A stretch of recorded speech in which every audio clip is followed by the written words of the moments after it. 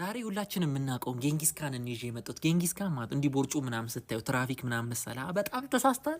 ጥፋት ሰራ እንደዚህ አይነት ትራፊክ ትመስላለህ ብትለው አሁን ለምሳሌ እንዳጋጣሚ ተገጣጣማችሁ በላይፍ እንዲህ ብትለው አማርጦ ነው የሚገልህ።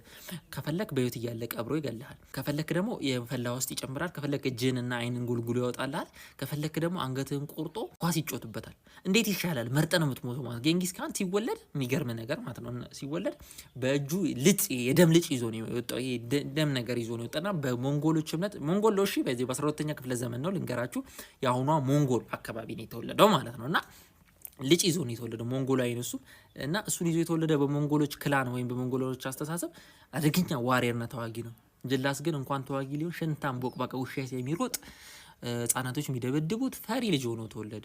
እንዴ ይሄ ሰውዬ ምናምን ካልከኝ ደግሞ ምን ቀየረው በል ወንድ ልጅ ወንድ የሚያደርገው ችግርና ፈተና ነው። አባቱ የክላኑ መሪ ነበርና ተገደለ። ሲገደል ይሄ ልጅ ወንድ መሆን ነበረበት። እናቱን እህቱን ለመጠበቅ ወንድ ልጅ መሆን ነበረበት።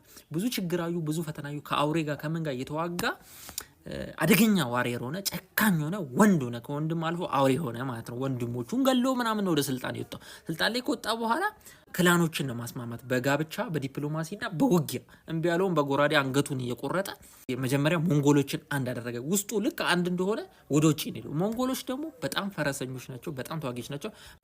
ቀስተኞች፣ ተዋጊዎች፣ ጦረኞች። ፈረሰኝነት ግን የሚያክላቸው የለም። እስካሁንም የሚያክላቸው ያለ አይመስለኝም እንደ ሞንጎሎች።